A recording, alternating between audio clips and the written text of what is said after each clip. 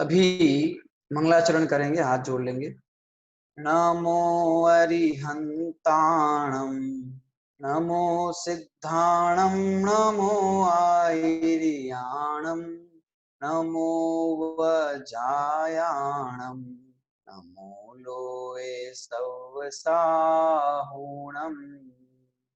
मोक्षमार्गस्य नेतारं तारं कर्म भूभृताम्, ज्ञातारं विश्वतत्त्वानां वन्दे तद्गुणलब्धये।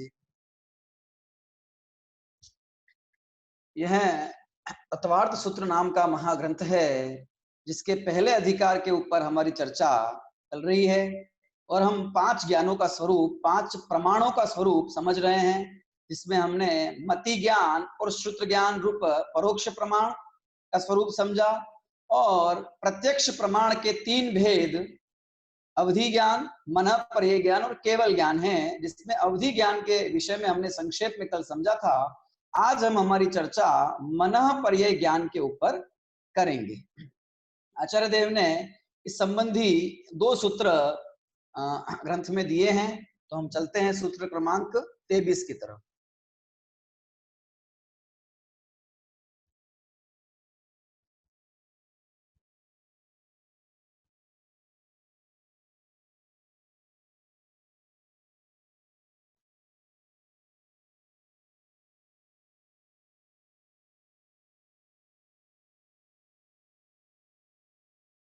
सूत्र क्रमांक 23 और 24 ये आपके समक्ष हैं।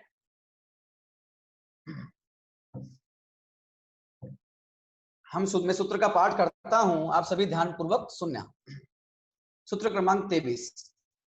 ऋजु विपुल मति मनः पर्ययः, ऋजु विपुल मति मनः पर्ययः। सूत्र का सूत्र विच्छेद करेंगे। ऋजु डैश विपुल मति, ऋजु डैश विपुल मति मनः पर्ययः। ठीक है, सरल है सूत्र। क्या अर्थ है सूत्र का? ऋजु विपुल मति, ये जो पीछे मति शब्द है ये द्विवचन में लिखा हुआ है ना, इसीलिए इसके अंदर बड़ी ई की मात्रा है। ठीक है, द्विवचन में मतलब ऋजु मति विपुल मति ऐसा बनेगा पूरा। ठीक है, सामसिक पद है, समास हो गया है यहाँ पर। ठीक है, तो ऋजु मति और विपुल मति मनः पर्यय ज्ञान है। ऋजुमति और विपुलमति मनः पर्यय ज्ञान है, मतलब मनः पर्यय ज्ञान की ये 2 भेद हैं। मनः पर्यय ज्ञान इन 2 भेद रूप है, ये मतलब है सूत्र का। ठीक है, तो आइए इन मनः पर्यय ज्ञान के भेदों को तो हम समझेंगे ही, उससे पूर्व मनः पर्यय ज्ञान का हम सामान्य स्वरूप समझते हैं। सबसे पहले हम बात करते हैं मनः पर्यय ज्ञान की परिभाषा और इस शब्द की। मनः पर्यय ज्ञान, यहाँ पे मनः पर्यय, ये 2 शब्द हैं, मनः पर्यय। ठीक है, तो मनः मतलब मन, मनः मतलब मन। ठीक है, और पर्यय मतलब पर्याय। ठीक है, मन की पर्यायों को जो जानता है उसका नाम मनः पर्यय ज्ञान। मन की पर्याय, मन के निमित्त से क्या होता है कि विचार पैदा होते हैं। ठीक है, तो मन के विचारों को जो जानता है उसका नाम मनः पर्यय ज्ञान है। ठीक है, एक अर्थ तो ये हुआ इसका।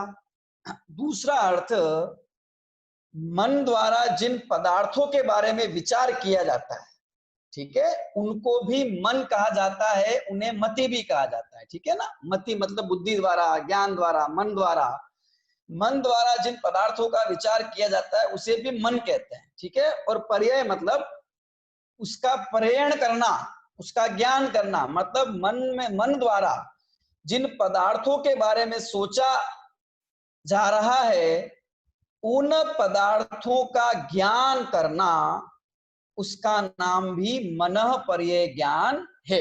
ठीक है, तो ये हमने मनः पर्यय ज्ञान इस शब्द को समझा है। ठीक है, हाँ, अब इनकी जो परिभाषा है वो समझ लेते हैं। देखिए, द्रव्य क्षेत्र काल और भाव की मर्यादा लेकर, द्रव्य क्षेत्र काल और भाव की मर्यादा पूर्वक स्वयं के और दूसरे के मन में स्थित,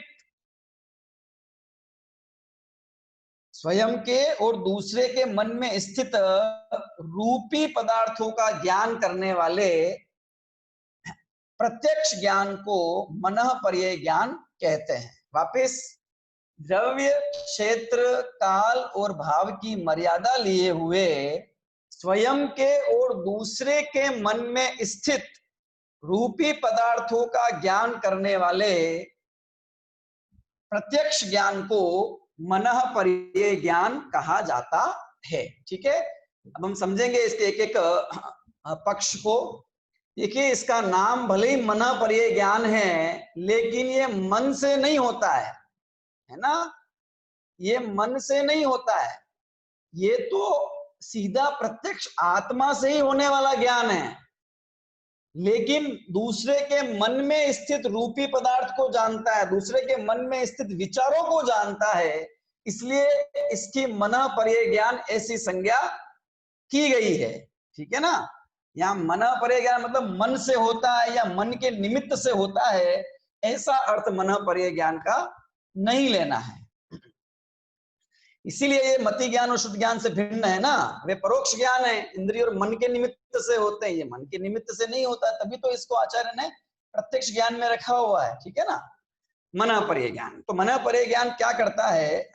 मनः पर्यय ज्ञान वह ज्ञान है जिसको ये मनः पर्यय ज्ञान होता है, वह व्यक्ति, ठीक है, वह पुरुष, वह व्यक्ति स्वयं के मन में जो विचार चल रहे हैं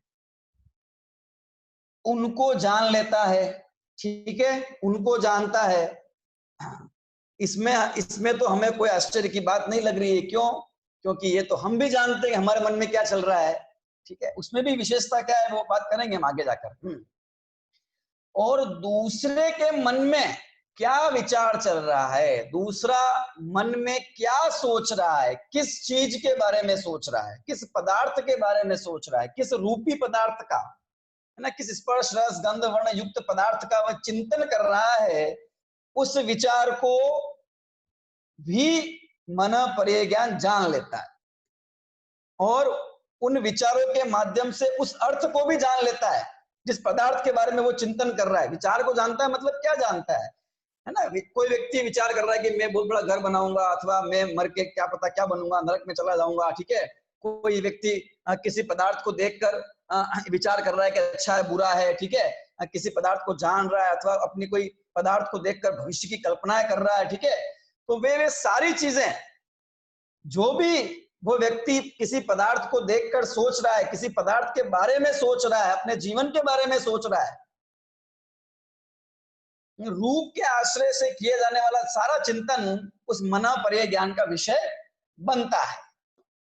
ये उस मनः पर्यय ज्ञान की विशेषता है, खुद के मन में उठने वाले विचारों को, उन विचारों में आने वाले अर्थ को तो जानता ही है, लेकिन दूसरे व्यक्ति के मन में जो जो विचार आ रहे हैं, उसके मन में जो जो भावनाएं आ रही है, जो जो विकल्प चल रहे हैं और उन विकल्पों में जो जो रूपी पदार्थ आ रहा है, उस सब को ये मति ज्ञान, मनः पर्यय ज्ञान अच्छे से जान लेता है। ये है मनः पर्यय ज्ञान का सामान्य स्वरूप। अब इसके जानने में विशेषता बहुत है, किस प्रकार जानता है, कितना जानता है, ठीक है, कैसा कैसा होता है। तो ये जो इसके दो भेद किए हैं, ऋजु मति और विपुल मति, इसके आश्रय से हमें यह बात बहुत स्पष्ट हो जाएगी, मनः पर्यय ज्ञान का पूरा स्वरूप स्पष्ट हो जाएगा। तो हम उन्हीं बिंदुओं के आधार चर्चा करेंगे, है ना, जिन बिंदुओं के आधार से हमने कल अवधि ज्ञान के विषय में चर्चा की थी, निर्देश, स्वामी, साधन। ठीक है, तो निर्देश तो हो गया, है ना, मनः पर्यय ज्ञान का शब्द के माध्यम से हमने स्वरूप समझा और इसकी परिभाषा को भी हमने समझा। मनः पर्यय ज्ञान भी मर्यादित ज्ञान है ना, अमर्यादित ज्ञान नहीं है।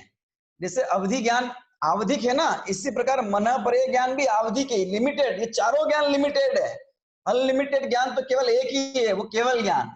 ठीक है ना, इसलिए उसका विषय अनंत है, अनंत बन जाता है। निर्देश, समझ लिया। स्वामी, स्वामी मतलब मन परे ज्ञान किसको होता है, ठीक है। इस मन परे ज्ञान का स्वामी कौन है?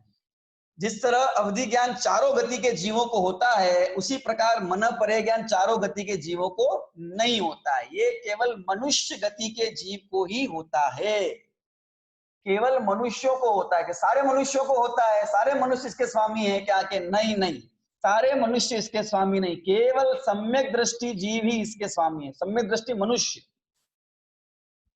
तो सारे सम्यक दृष्टि मनुष्य इसके स्वामी है कि नहीं नहीं नहीं, जो सम्यक दृष्टि भी है और मुनिराज है, मुनि है, ठीक है, वे ही इसके स्वामी होते हैं। अर्थात चौथे गुणस्थानवर्ती या पांचवें गुणस्थानवर्ती को भी मन परे ज्ञान नहीं होता। ये केवल मुनिराजों को, है ना, भावलिंगी मुनिराजों को ही मन परे ज्ञान होता है, उत्पन्न होता है। अच्छा, तो क्या सारे भावलिंगी मुनिराजों को होता है? कि नहीं नहीं, सारे भावलिंगी मुनिराजों को नहीं होता। उसमें भी विशेष शुद्धि के धारक, वर्धमान चरित्र वाले, जिनका चरित्र, जिनके परिणामों की विशुद्धि निरंतर बढ़ती जा रही है, बढ़ती जा रही है, ठीक है, ऐसे जो मुनिराज हैं उन्हें ये मन पर्याय ज्ञान उत्पन्न होता है। तो क्या ऐसे सारे मुनिराजों को हो जाता है जिनकी विशुद्धि? नहीं नहीं नहीं, उसमें सबको नहीं, किन्हीं किन्हीं को। जैसे मन पर्याय ज्ञान, अवधि ज्ञान किसी किसी को होता है ना, उसी तरह मन पर्याय ज्ञान भी किसी किसी मुनिराज को ही होता है। किसको? कि ये उन जिसके मन परे ज्ञानावरण कर्म का क्षयोपशम होता है उसको, अथवा जिसको होना होता है उसको। बाहरी लक्षण सारे हो जाने पर भी हो जाए जरूरी नहीं, ठीक है ना, हो तो हो, ना हो तो ना हो। तो इसका स्वामी कौन है? कि भावलिंगी मुनिराज। सामान्यपने भावलिंगी मुनिराज ही मन पर्याय ज्ञान के धारी हो सकते हैं, इसके स्वामी हो सकते हैं। इसके अलावा और किसी को मन पर्याय ज्ञान नहीं होता है ना। मिथ्या दृष्टियों को तो होता ही नहीं, ठीक है, तिर्यंचों को, देवों को, नारकियों को तो होता ही नहीं, ठीक है, मनुष्यों में भी मिथ्या दृष्टियों को तो होता ही नहीं। हाँ, कर्म भूमि के मनुष्यों को ही होता है ना, भोग भूमि के मनुष्यों को नहीं हो सकता, क्योंकि वे तो संयम धारण कर भी नहीं सकते, ठीक है ना। तो कर्म भूमि के मनुष्यों को ही होता है, ठीक है ना। इतना विशेष जानना है हमको। हाँ। अभी इसके स्वामी की बात, केवल भावलिंगी मुनिराज, कर्म भूमि के भावलिंगी जो मुनिराज हैं वे ही इस मन पर्याय ज्ञान के स्वामी होते हैं, धारक होते हैं। सारे नहीं होते, कुछ कुछ होते हैं, ठीक है। साधन की बात करें, अगर हम इसके साधन की बात करें कि किस कारण से होता है ना, मन पर्याय ज्ञान किस कारण से होता है। देखिए, कारण तो इसका जो उपादान कारण है वह तो वह स्वयं का आत्मा है, कि जिस आत्मा की जैसी वैसी शक्ति प्रकट होनी है, कौन सी? मन पर्याय ज्ञान रूप परिणत होने की ताकत जिस आत्मा में होती है, और वो समय, जिस समय उसको मन पर्याय ज्ञान रूप परिणमित होना है, वही उसका कारण है। सबसे बड़ा कारण तो वही है, ठीक है, कि जिसको मन पर्याय ज्ञान होना होता है उसको होता है, तो उसका आत्मा ही उसका कारण है, ठीक है। मन पर्याय ज्ञान का उपादान कारण तो वही है, क्योंकि आत्मा में होता है, उद्गल में नहीं होता मन पर्याय ज्ञान, ठीक है ना। अभी बाहर में बहिरंग कारण, के बहिरंग कारण में बहिरंग निमित्त, निमित्त को लेंगे तो निमित्त कारण क्या है? कि अंतरंग निमित्त क्या है? कि अंतरंग निमित्त तो उसका वो हो गया है ना, मन पर्याय ज्ञानावरण कर्म का क्षयोपशम, ठीक है, जिसका जैसा क्षयोपशम उसको वैसा क्षयोपशमिक ज्ञान एक जैसा नहीं है, वह कम ज्यादा तारतम्यता रूप होता रहता है।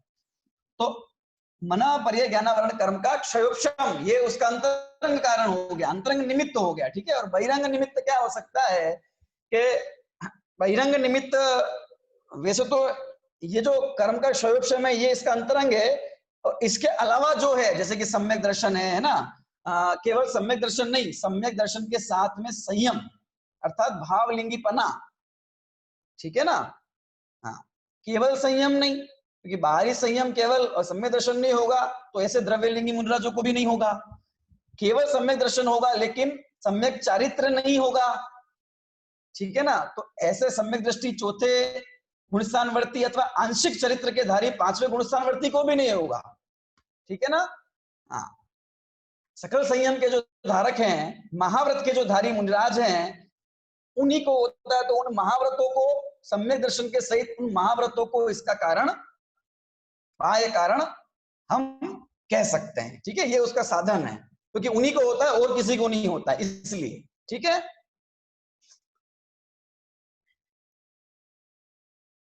अधिकरण की अगर बात करें हम, तो अधिकरण का अर्थ ये मन परे ज्ञान किसके आधार से होता है।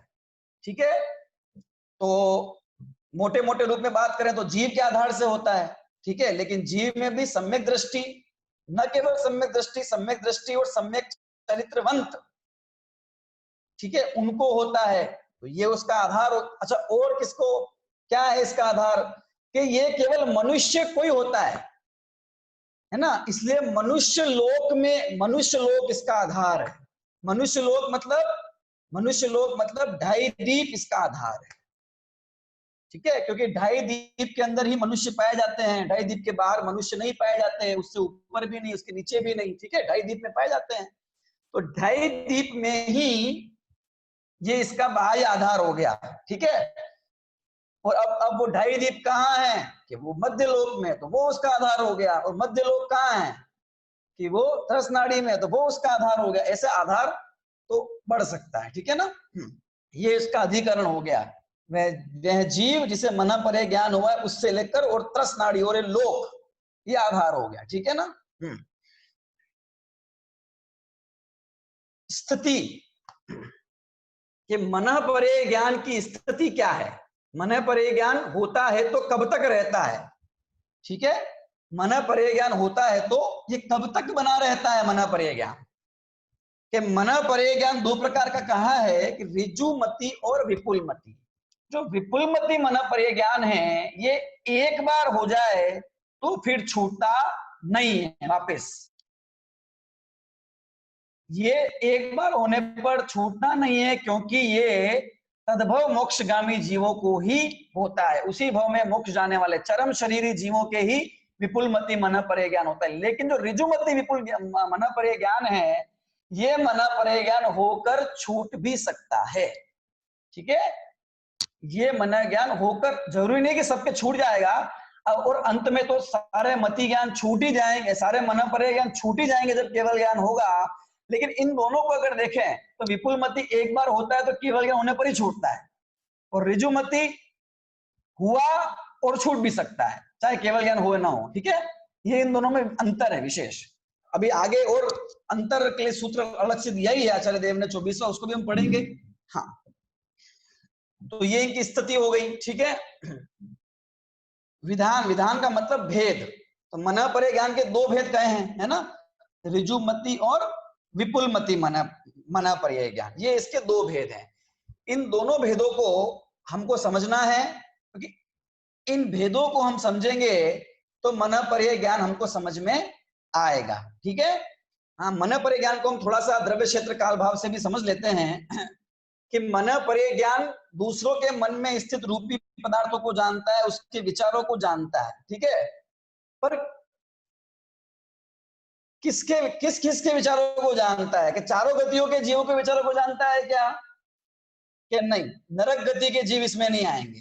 क्यों, क्योंकि इस मन परे ज्ञान की जो मर्यादा है ना, क्षेत्र, ठीक है, वो उस क्षेत्र में 3 ही गति के जीव, देव गति, तिर्यंच गति और मनुष्य गति, इसमें भी कौन, कि जिनके मन है वही, मतलब संगी पंचेंद्री जीव, क्योंकि ये तो मन के आधार से है ना, इसके मन ही नहीं होगा तो फिर मन के आधार से विचार कहां से पैदा होंगे, तो वो सब इसके विषय नहीं। इसके विषय क्या है, कौन है, केवल संगी पंचेंद्रीय जीव, वो भी 3 गति के, देव गति, मनुष्य गति और तिर्यंच गति। तो आपके मन में प्रश्न होगा कि चलो मनुष्य और तिर्यंच तो समझ में आ गया कि ये यहाँ होते, पर देवगति के जीव, कि देवगति के जीव मध्य लोक में भी आ सकते हैं, है ना, 2.5 दीप में भी आते हैं, आ सकते हैं। इस अपेक्षा वे जब मध्य लोक में जीव देवगति के होते हैं, तो मध्य लोक में अवस्थित, मध्य मतलब 2.5 दीप में अवस्थित उन जीवों के मन के विचारों को भी मन परे ज्ञानी मुनिराज, क्योंकि मुनिराज ही होते हैं मन परे ज्ञानी, मन परे ज्ञानी मुनिराज अपना विषय बना सकते हैं, उनके विचारों को वो जान सकते हैं। तो तिर्यंच के मन में क्या चल रहा है, मनुष्य के मन में क्या चल रहा है, देव के क्या विचार चल रहा है, उस सब को वो जान लेते हैं। ठीक है, तो द्रव्य की अपेक्षा हो गया है कथन। कितने कितने द्रव्य, कितने मनुष्यों को भाई, जितने उस क्षेत्र में जितने हैं उन सबको, उन सबके उन विचारों को वो जान सकते हैं, ठीक है ना। क्षेत्र, क्षेत्र मतलब कहां कहां तक जानता है, मन पर्याय ज्ञान कहां कहां तक जान लेता है, ठीक है। अभी हम जो द्रव्य क्षेत्र काल भाव की चर्चा कर रहे हैं, ये ऋजुमति विपुलमति के अंदर आएगा उनका क्षेत्र, ठीक है। फिर भी हम सामान्य मन पर्याय ज्ञान से समझ लेते हैं कि कम से कम कितना जान क्षेत्र होता है और अधिक से अधिक कितना क्षेत्र तक जानते हैं। तो कम से कम जो क्षेत्र बताया है, कम से कम क्षेत्र बताया है 3 कोस से लेकर 9 कोस तक जानते हैं, कम से कम, मिनिमम, ठीक है। 3 कोस से 9 कोस, पृथकत्व कोस मतलब मिनिमम 3 कोस समझ लीजिए आप, मिनिमम 3 कोस तो जानते ही जानते हैं मिनिमम, ठीक है ना। और अधिकतम कितना के 45 लाख योजन, यानी कि ये जो ढाई द्वीप का जितना विस्तार है ना, मानुषोत्तर पर्वत तक सब तरफ से, उसकी लिमिट हम 45 लाख योजन, 45 लाख योजन तक अधिकतम ये मना पर्याय ज्ञान जान। अब कौन सा मना पर्याय ज्ञान कितना जानता है वो आगे बात करेंगे, ठीक है। ये मना पर्याय ज्ञान तो कम से कम 3 कोस, ठीक है। 3 कोस से 9 कोस पृथकत्व कोस लिखा है, तो पृथकत्व का मतलब 3 से 9 तक की संख्या कोई भी हो सकती है, हम कम से कम 3 ले लेते हैं, उससे कम तो हो ही नहीं, ठीक है। तो अधिकतम 45 लाख योजन जो क्षेत्र है मनुष्य लोक का, वो सारा जानते हैं, सारे तक इस एरिया के जितने भी होंगे संगी पंचेंद्रिय, उनके मन के भावों को वो जान सकते हैं। क्या एक साथ सबके मन के भावों को? नहीं नहीं, एक साथ सबके नहीं, ये क्रमिक ज्ञान है, क्रम से होता है। जिस समय किसी एक जीव के मन में चलने वाले विचारों को जान रहे हैं, तो दूसरे को नहीं जानेंगे, ठीक है। लेकिन इतने तक जान सकते हैं, ये वो लिमिट बताइए उसकी, ठीक है ना। काल तो भूतकाल, भविष्य काल और वर्तमान काल, इन सब कालों में जीव के मन के विचारों को ये जान सकते हैं, इसकी लिमिट है, ठीक है ना। कि क्या अनंत काल तक जान सकते हैं कि नहीं? नहीं, असंख्यात भवों को जान सकते हैं। कितने भव जान सकते हैं? असंख्यात भव जान सकते हैं, ठीक है। भूतकाल के असंख्यात भव, वर्तमान का भव तो जान ही रहे हैं। वर्तमान का भव जान रहे हैं मतलब वर्तमान के भव में वो व्यक्ति क्या विचार कर रहा है उसको जान रहे हैं। भूतकाल के असंख्यात भवों में उसने क्या क्या विचार किया था ये जान लेते हैं, और भविष्य के असंख्यात भवों तक वो जीव क्या क्या विचार करेगा वो भी इस मना पर्याय ज्ञान का विषय बन जाता है। बहुत चमत्कारिक है ज्ञान, ठीक है ना। अभी इसमें ऋजुमति विपुलमति का भेद है, समझेंगे उसको हम। और भाव, ठीक है ना, भाव मतलब पर्याय, ठीक है ना, कि कितनी पर्यायों को, जितने द्रव्य को ये जानता है उसकी असंख्यात पर्यायों को ये अपना विषय बनाता है। भूतकाल की, वर्तमान काल की, भविष्य काल की, ठीक है ना, उसके संख्यात पर्यायों को ये अपना विषय बनाता है, ठीक है। तो ये इसका हमने द्रव्य क्षेत्र काल भाव से सामान्य रूप से समझा है, ठीक है। अभी ऋजुमति और विपुलमति इन दोनों को समझते हैं हम, ठीक है। सबसे पहले समझते हैं ऋजुमति को। देखो ऋजु और मति दो शब्द हैं यहाँ पर, ठीक है। तो मति का अर्थ हमने किया था ना, मन का अर्थ, मन में आया हुआ पदार्थ, उसे भी मन कहा गया है। तो मति मतलब भी वही, मति मतलब मन में जिस पदार्थ का चिंतन किया गया है उसे भी मति कहते हैं। तो मति मतलब विचार से पदार्थ भी है। और ऋजु मतलब होता है सरल। क्या होता है ऋजु मतलब? सरल, ठीक है ना, यथार्थ, जैसा है वैसा ही। ऋजु मतलब सरल, यथार्थ, चिंतित, चिंतित जिसके बारे में चिंतन कर लिया गया है, सोच लिया गया है, ठीक है।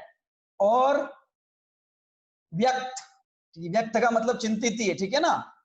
तो ऋजु का मतलब, ऋजु के दो अर्थ मुख्य रूप से समझे हम, सरल यानी कि यथार्थ, जैसा है वैसा, और दूसरा ऋजु का मतलब है चिंतित, जिसके बारे में चिंतन कर लिया गया है, ठीक है। और मति मतलब पदार्थ। तो वह ज्ञान, वह मना पर्याय ज्ञान जो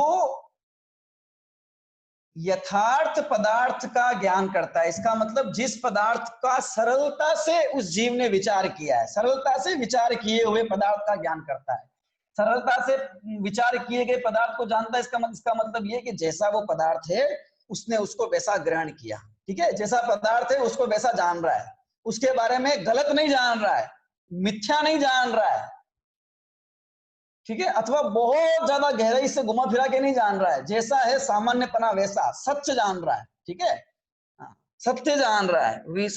ऋजु का अर्थ किया है आचार्यों ने, संशय विपर्य और अनद्य वसाय से रहित होकर किसी पदार्थ का, जिस पदार्थ का चिंतन किया जा रहा है वो ऋजु पदार्थ है। ऐसे पदार्थ का ज्ञान करने वाला, ऐसे विचार का ज्ञान करने वाला कौन सा ज्ञान कहलाएगा? ऋजुमति ज्ञान। ठीक है, तो वह जो व्यक्ति है ना, वह जो जीव है जो किसी पदार्थ के बारे में सरलता पूर्वक सोच रहा है, जैसा पदार्थ है वैसा सोच रहा है, बस उस बारे में सोच लिया उसने, उसके बारे में कुछ गलत नहीं है ना, यथार्थ जैसा है वैसा जान रहा है, तो उसके उस यथार्थ सरलता पूर्वक पदार्थ को जान रहा है, उस विचार को जो जान ले उसका नाम ऋजुमति मन पर्याय ज्ञान। ठीक है, दूसरा समझना बात को कि ऋजुमति मन पर्याय ज्ञान उसी को विषय बनाता है जिस पदार्थ के बारे में ये व्यक्ति सोच चुका है।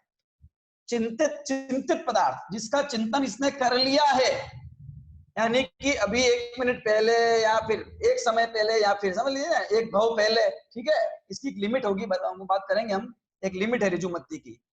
तो 1 घंटे पहले, 10 दिन पहले, 10 साल पहले इसने किस पदार्थ के बारे में सोचा था, क्या क्या सोचा था। ठीक है, ये सब ऋजुमति ज्ञान का विषय बन जाएगा है, और वही बनेगा जो उसने सरलता पूर्वक सोचा है। गलत जाना है, गलत सोचा है ना, उल्टा सोचा है, या फिर कुछ विशेष कुटिलता पूर्वक चिंतन किया है, मायाचारी पूर्वक, वे सब इसका विषय है। ठीक है ना, तो चिंतित पदार्थ इसका विषय बनता है, इसलिए इसका नाम ऋजुमति। ये सरल पदार्थों को ही जानता है, व्यक्त को ही जानता है ना, जिस बारे में उसने चिंतन नहीं किया है अभी तक, ठीक है, उसको नहीं जान सकता, अथवा जिस बारे में उसका वर्तमान में चिंतन अभी चल रहा है, मान लो स्टार्ट ही है, ठीक है, तो उसको नहीं जानेगा वो। जितना उसने जान लिया है, चिंतन कर लिया है, वो तो पकड़ लेगा, पर जो चिंतन नहीं किया, करने वाला है भविष्य में या अभी चल रहा है अर्ध चिंतित, उसको भी नहीं जानेगा। और कल क्या जानेगा, परसों क्या जानेगा, 1 घंटे बाद क्या उसके मन में विचार पैदा होंगे, इस सबको भी ऋजुमति मन पर्याय ज्ञान नहीं जानता। क्यों नहीं जानता? इस ज्ञान की ऐसी विशेषता ही नहीं है कि वो जाने। तो ये विशेषता किसकी है? ये दूसरे वाले की, विपुलमति की है ना। अब विपुलमति की बात करते हैं। ठीक है, तो विपुलमति मन पर्याय ज्ञान, विपुल का मतलब क्या होता है? ज्यादा। क्या होता है विपुल का मतलब? ज्यादा, ज्यादा विशुद्ध। ठीक है, तो विपुलमति मन पर्याय ज्ञान वो है जो ऋजुमति मन पर्याय ज्ञान की अपेक्षा द्रव्य, क्षेत्र, काल और भाव से ज्यादा विशुद्ध होता है। ठीक है, और इसका विषय अधिक सूक्ष्म होता है। विपुलमति, ऋजुमति से भी इसका विषय क्या होता है? ज्यादा गहरा होता है, ज्यादा सूक्ष्म होता है। ठीक है, तो विपुल का मतलब ज्यादा, किससे ज्यादा? कि ऋजुमति से ज्यादा। ठीक है, अब कितना ज्यादा, क्या ज्यादा, वो हम समझते हैं। ठीक है, अभी ऋजुमति ने क्या जाना था कि सरलता से जिस पदार्थ का चिंतन चल रहा है उसी को जाना, लेकिन कुटिल रूप से भी जिस पदार्थ का व्यक्ति चिंतन कर रहा है ना, कुटिल कर रहा मतलब पदार्थ है कुछ, वो जान कुछ और रहा है। ठीक है ना, अथवा किसी उसके माध्यम से किसी का कुछ बुरा करने का सोच रहा है, तो कुछ भी उल्टा सीधा चिंतन चल रहा है उसके मन में किसी पदार्थ का आश्रय लेके, वो सब चिंतन विपुलमति ज्ञान का विषय बन जाता है। विपुलमति मन पर्याय ज्ञान का विषय बन जाता है सब कुछ। ठीक है, और ऋजुमति वाला विषय तो विपुलमति में आएगा ही, ऋजुमति के साथ उसको लेकर और अधिक जानता है वो विपुलमति मन पर्याय। ऋजुमति का जो विषय है वो तो विपुलमति में आ ही गया, लेकिन इसका उससे भी ज्यादा है, इसलिए विपुलमति नाम है इसका। ठीक है ना, तो सरलता से चिंतन किए हुए अथवा कुटिलता से चिंतन किया गया, गलत चिंतन किया, संशय के साथ में विपर्य, जैसे वो जान रहा है ये स्थाणु है या पुरुष है, मतलब इस प्रकार का चिंतन है इसका, वो भी उसका विषय बन जाता है। लेकिन ये विषय ऋजुमति का नहीं बन सकता, उसका तो सरलता से जिसका ग्रहण कर लिया गया है वो बनेगा, है ना, ये थोड़ा अंतर है। दूसरा, ऋजुमति जहां पे चिंतित पदार्थ को जान रहा था, जिसके बारे में सोच लिया गया है, विपुलमति उसको तो जानता ही है, जिसके बारे में सोचा जा रहा है उसको भी जानता है, और जिसके बारे में आगे सोचा जाएगा उस व्यक्ति के द्वारा, भविष्य में वो क्या क्या मन में सोचने वाला है, वो सब चीजें जो अभी तक उसने सोची नहीं, वो तो सोचेगा, इस पर्याय में सोचेगा, अगले भाव में सोचेगा, क्या सोचेगा, उसके अगले भाव में, असंख्यात भावों तक वो क्या क्या सोचने वाला है। अगर मन वाला हुआ तो, मन रहित हुआ तो वो छूट जाएगा। ठीक है, वो सब कुछ विपुलमति ज्ञान का विषय बन जाता है, इसलिए इसका नाम विपुलमति है। ठीक है, ये इसकी विशेषता है। तो ये ऋजुमति और विपुलमति में अंतर हुआ। ठीक है, अभी इसमें और भी अंतर है थोड़ा सा। ठीक है, देखिए सूत्र नंबर 24 क्या है, विशुद्ध प्रतिपाताभ्याम तद विशेषः। विशुद्ध प्रतिपाताभ्याम तद विशेषः, क्या विच्छेद होगा इसका, विशुद्धि प्लस अप्रतिपाताभ्याम, विशुद्धि प्लस अप्रतिपाताभ्याम तत् प्लस विशेषः। तत् मतलब वह मन परे ज्ञान जो है, वह उस मन परे ज्ञान में विशुद्धि और अप्रतिपाताभ्याम, विशुद्धि और अप्रतिपात, इन दोनों की अपेक्षा कुछ विशेषता पाई जाती है, मतलब अंतर पाया जाता है। ठीक है, क्या अर्थ है देखिए इसका, विशुद्धि और अप्रतिपात की अपेक्षा इन दोनों में अंतर है। किन दोनों में, ऋजुमति विपुलमति में। क्या अंतर है, देखो, विशुद्धि और अप्रतिपात। विशुद्धि मतलब क्या है, विशुद्धि का अर्थ है ज्ञान का प्रकृष्टपना। ठीक है ना, ऋजुमति में जितनी ज्ञान की विशुद्धि नहीं है, उतनी उससे अधिक, कई गुना अधिक विशुद्धि विपुलमति ज्ञान के अंदर है। दूसरा, ये विशुद्धि का अर्थ वह जीव, ठीक है, उस जीव की परिणामों की विशुद्धि, उससे भी लेना है कि जिस जीव को ऋजुमति मन परे ज्ञान होता है और जिस जीव को विपुलमति मन परे ज्ञान होता है, इन दोनों जीवों के परिणामों की विशुद्धि में भी बहुत अंतर पाया जाता है। कहा था ना कि तद्भव मोक्षगामी मुंडराजों को ही विपुलमति ज्ञान होता है, लेकिन उस भव में मोक्ष नहीं जाने वाले मुंडराजों को भी ऋजुमति ज्ञान हो जाता है। दूसरी बात, जो मुनिराज शपथ श्रेणी का आरोहण करने, मतलब उसी भव में मोक्ष जाने वाले हैं, कर्मों का क्षय करके शपथ श्रेणी का आरोहण करके मोक्ष जाने वाले, उन्हीं को विपुलमति होगा, है ना। और उनको ऋजुमति भी हो सकता है, ये अलग बात है। लेकिन ऋजुमति ऐसे जो मुनिराज हैं, जो ऋजुमति ज्ञान है, वो ऋजुमति ज्ञान दूसरों मुनिराजों को भी हो सकता है। ठीक है ना, जो उस भव में मोक्ष नहीं जाने वाले हैं उनको भी हो सकता है। तो विशुद्धि की अपेक्षा बहुत अंतर है ना। अधिक विशुद्ध परिणाम वाले मुनिराजों को विपुलमति होता है, अपेक्षाकृत कम विशुद्ध परिणाम वाले मुनिराज वाले को ऋजुमति ज्ञान होता है। अधिक वाले को ऋजुमति भी हो सकता है। ठीक है ना। हाँ, अभी अप्रतिपात। अप्रतिपात का मतलब है जिनके चरित्र के अंदर गिरावट नहीं आती। अप्रतिपात, प्रतिपात मतलब गिरना, कि जिनके चरित्र में गिरावट नहीं आती, अर्थात जिनका चरित्र का मतलब परिणामों की जिनकी विशुद्धि, वीतरागता निरंतर बढ़ती ही जाती है, ऐसे जीवों को ही विपुलमति मना परे ज्ञान होता है। ठीक है ना।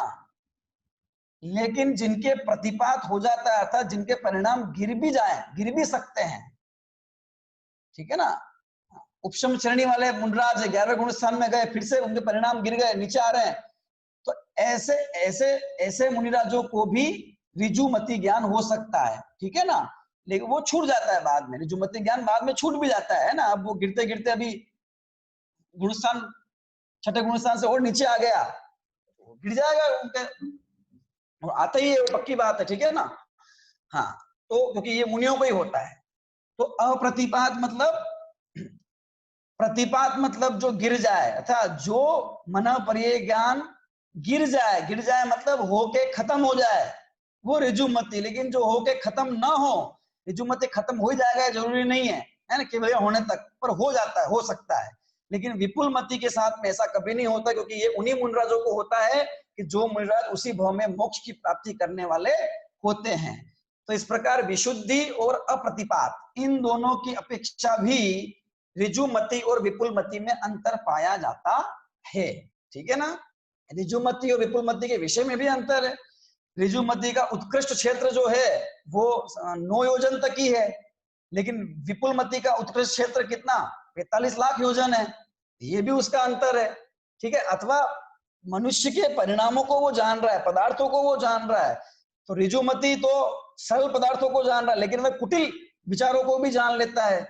ऋजुमति जितनी गहराई से चीज को जानता है, पदार्थ को जानता है, उसके विचारों को जानता है, उससे अनंत गुना अधिक गहराई में ये विपुलमति मन परे ज्ञान जान लेता है। ये इसकी विशेषता है। ऋजुमति का मन पर्याय ज्ञान जिस गहराई से जानता है ना, वो उस परमावधि का अनंत गुना है गहराई से, ठीक है ना। वो आगे आएगी बात क्या विशेषता है। और ऋजुमति से अनंत गुना गहरे में विपुलमति ज्ञान जानता है, ये उस विपुलमति ज्ञान की विशेषता है, ठीक है ना।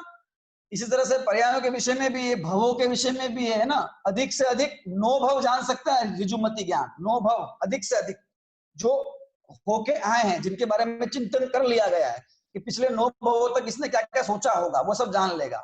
लेकिन विपुलमति मन पर्याय ज्ञान असंख्यात भवों तक उसकी लिमिटेशन है, ठीक है ना, उत्कृष्ट लिमिटेशन, ठीक है ना। तो इस प्रकार से भी अंतर है दोनों में। इस प्रकार से इन दोनों में काफी अंतर पाया, स्वामी की अपेक्षा, द्रव्य क्षेत्र काल भाव की अपेक्षा भी अंतर इनमें पाया जाता है, ठीक है ना। तो ये हमने 2 सूत्र के माध्यम से ऋजुमति विपुलमति मन पर्याय ज्ञान, विशुद्धि और प्रतिपाताभ्याम विशेष के माध्यम से इन दोनों के बीच में अंतर कुछ पॉइंट के माध्यम से हमने जाना है, ठीक है। अब ये जो मन पर्याय ज्ञान है और अवधि ज्ञान है, इन दोनों में क्या डिफरेंस है, इसका भी सूत्र क्रमांक 25 आचार्य देव ने बताया है। तो हम विशुद्ध अवधि ज्ञान और मन पर्याय ज्ञान का स्वरूप हमने समझ ही लिया है, तो उसमें बहुत अधिक विस्तार नहीं होगा। तो हम उस सूत्र देखते हैं, उस सूत्र में क्या कहना चाहे आचार्य देव ने।